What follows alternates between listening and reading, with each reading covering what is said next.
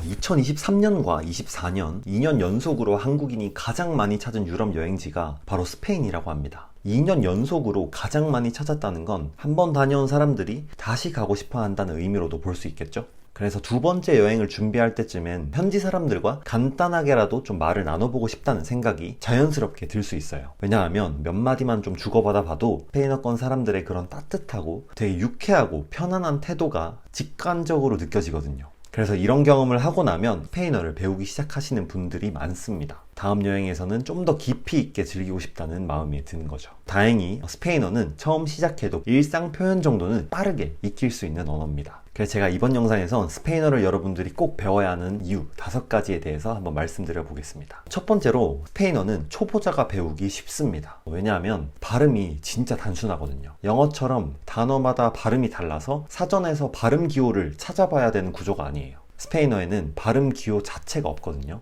글자를 그대로 읽으면 되기 때문에 처음 배우는 사람들도 되게 빠르게 따라 읽을 수 있습니다.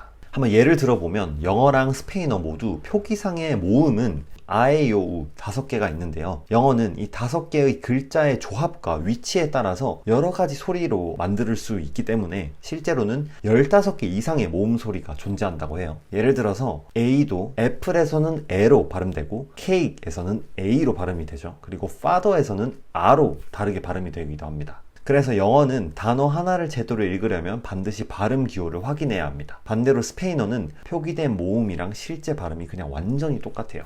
아, 에, 이, 오, 우 그냥 그대로 발음하시면 됩니다. 발음하기 엄청나게 쉬워요. 초보자도 배우기 쉽다는 의미죠. 이게 정말 별거 아닌 것처럼 보일 수 있는데 처음에 시작하시는 분들에게는 되게 큰 장점이라고 생각합니다.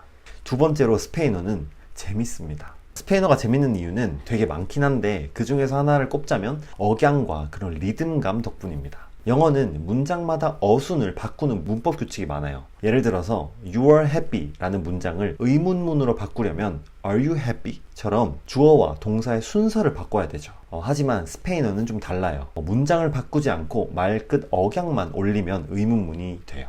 예를 들어서 Estás bien 이라는 문장이 있습니다. 이 문장은 그냥 평소문으로는 너는 괜찮아 라는 그런 의미인데 말끝을 살짝 올리면 Estás bien 그 말 그대로 너 괜찮아? 라는 질문형이 됩니다. 이렇게 문장을 복잡하게 바꿀 필요 없이 억양만 조절하면 되기 때문에 처음 배우시는 분들도 부담 없이 응용할 수가 있고 말문이 쉽게 트일 수 있는 거죠. 그리고 억양 덕분에 지금 이 짧은 문장에서도 Estás bien, Estás bien 경쾌하고 강세가 또렷해서 따라하다 보면 어느새 입에 붙게 되고 말하면서도 자연스럽게 그런 기분이 좋아지는 언어예요. 세 번째로 스페인어를 배우면 한국과는 다른 세계를 살아보는 감각을 경험하실 수 있습니다. 한국 사람들 대부분은 빠르게 돌아가는 그런 사회 안에서 살아가죠. 속도나 효율 그리고 경쟁에 되게 익숙하고 결과가 중요하게 여겨지는 분위기가 만연해 있죠. 근데 스페인이랑 중남미 문화권에 조금 경험을 해보시면 아시겠지만 그 사람들은 대화를 나눌 때도 모든 삶의 여유가 깔려 있어요.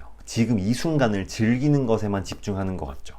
그래서 실제로 스페인어권에서는 천천히 여유있게 라는 뜻의 despacio 라는 표현이 정말 많이 사용돼요. 그리고 지금을 즐겨라 라는 의미의 disfruta 라는 표현도 많이 사용하죠. 그래서 이렇게 스페인어를 배운다는 건 단순히 언어 한 가지만 익히는 것이 아니라 그 언어가 만들어내는 그런 감정의 흐름과 사고방식 그리고 삶의 리듬도 자연스럽게 받아들일 수 있습니다.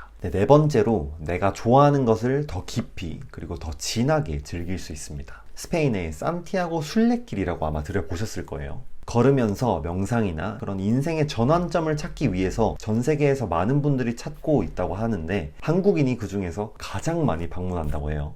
이렇게 인생에서 의미 있고 감동적인 여정으로 꼽히는 이 경험을 언어를 몰라도 사실 걷는데 큰 문제가 없죠. 근데 길 위에서 마주치는 그런 사람들과의 대화 속에서 느껴지는 되게 따뜻함이 있다고 해요. 근데 그거는 언어를 모르면 느낄 수는 있겠지만 반감이 되죠. 언어를 알고 있으면 기쁨이 진짜 배가 될 거예요. 물론 내가 좋아하는 걸 즐기는데 굳이 언어까지 알아야 할까? 라고 생각하실 수도 있습니다. 맞습니다. 번역기나 손짓이나 표정으로도 어느 정도 외국인과 소통이 가능하죠. 하지만 그건 겉면만 핥는 수준이고 언어는 그 안으로 들어갈 수 있는 열쇠라고 보시면 돼요. 그 말을 직접 이해하고 그 나라의 감정과 리듬으로 받아들일 수 있을 때 같은 장면을 보더라도 훨씬 더 생생하고 깊이 있게 느낄 수 있게 될 거예요. 그리고 스페인어가 그러한 경험을 정말 완성시켜 드릴 겁니다.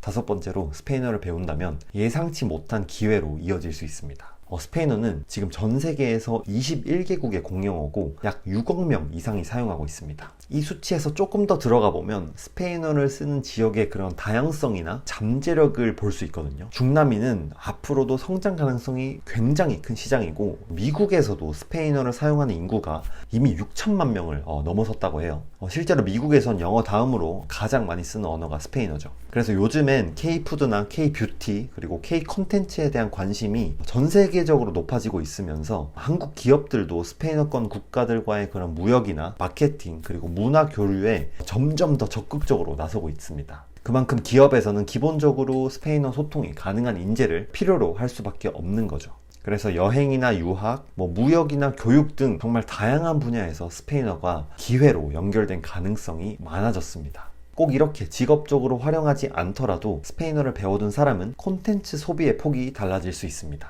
유튜브나 넷플릭스, 스포츠 중계나 인터뷰, 그리고 음악같이 전 세계 콘텐츠 중에서 스페인어 기반의 콘텐츠는 계속해서 늘고 있고 그 접근성을 높이는 것만으로도 내 삶의 즐거움이 확장되는 경험을 하실 수 있을 겁니다.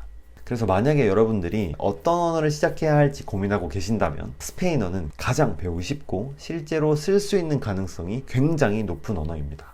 그래서 여러분들이 나이가 어리시든 많으시든 상관없이 지금 시작해두면 더 넓은 세상과 연결될 수 있는 그런 기회를 만드는 거라고 저는 확신할 수 있습니다.